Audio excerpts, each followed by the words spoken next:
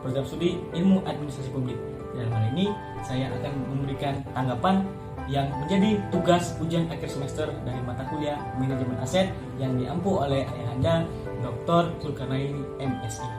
Nah, bagaimana bentuk dari pembahasan saya? Kita nantikan di selanjutnya. Selamat menyaksikan.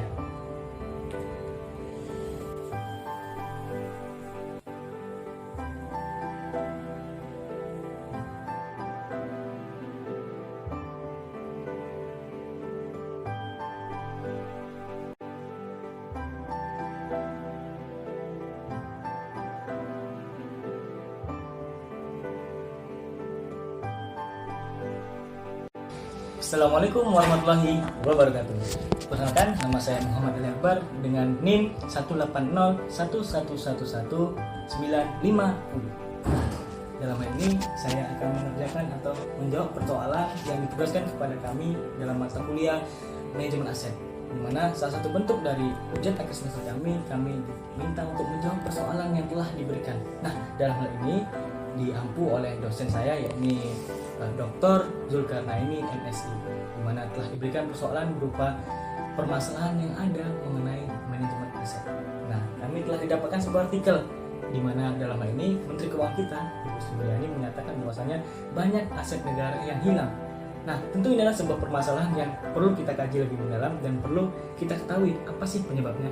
Nah, tentu dalam hal ini saya telah mencari tahu secara terstruktur, juga jelas bahwa permasalahan utama dari hilangnya aset kita adalah tidak terinventarisir dengan baik atau tidak tercatat segala bentuk aset ataupun tidak ada yang neraca keuangan yang baik pada masa pemerintahan Soeharto. Nah, pada saat itu segalanya itu masih berantakan. Bahkan pada masa itu banyak sekali pemimpin-pemimpin atau pejabat-pejabat yang menjual aset ataupun membeli aset tanpa adanya pencatatan yang jelas, sehingga sekarang terjadinya adalah banyak aset-aset yang dikuasai oleh pihak swasta. Nah, sebelum kita lebih lanjut, maka alangkah lebih baik kita mengetahui dulu apa sih yang disebut aset itu, atau apa sih bentuk dari manajemen aset itu. Nah, tentu dalam hal ini kita perlu ketahui bahwa aset adalah sebuah benda ataupun barang yang bernilai ekonomi. Nah, dalam hal ini tentunya kita perlu ketahui lagi bahwa tidak semua disebut aset dan tidak semua bernilai ekonomi. Namun yang perlu kita pahami dalam konteks negara, tentu kita bisa menilik gitu, bahwa aset ini adalah hal yang bernilai ekonomi. Nah, sebagai contoh permasalahan aset yang sampai sekarang fenomenal ya, yakni sebuah kasus di mana kompleks wilayah Senayan. Nah, kompleks wilayah Senayan ini menjadi milik swasta. Tentu ini sebuah hal yang sangat disayangkan.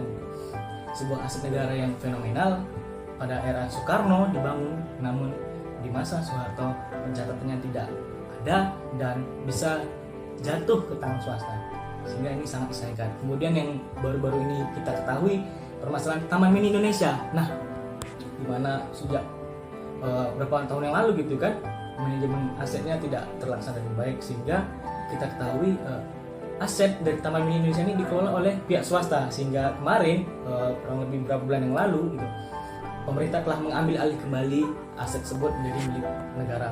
Namun poin yang perlu kita kutip atau perlu kita pahami benar-benar adalah dalam hal ini permasalahan aset harus segera dibenahi.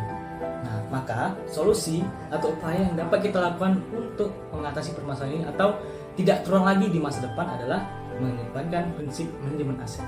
Nah, itu dalam ini saya telah mengutip sebuah teori atau pernyataan atau solusi yang disampaikan oleh Dimas Sugiyama pada tahun 2013, di mana dalam hal ini disampaikan bahwa manajemen aset adalah ilmu dan seni untuk memandu pengelolaan aset kekayaan.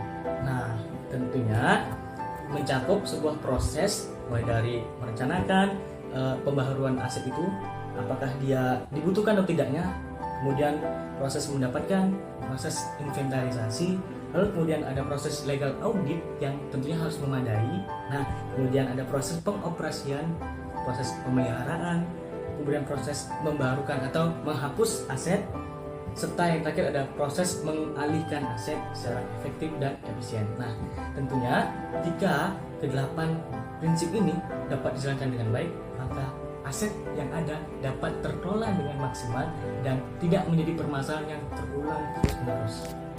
Barangkali itu yang dapat saya sampaikan perihal yang telah diberikan oleh dosen saya tersebut. Saya Muhammad Lekbar pamit undur diri, semoga bermanfaat. Tetap terus semangat, jaga kesehatan, patuhi protokol kesehatan. Sekian, Assalamualaikum warahmatullahi wabarakatuh.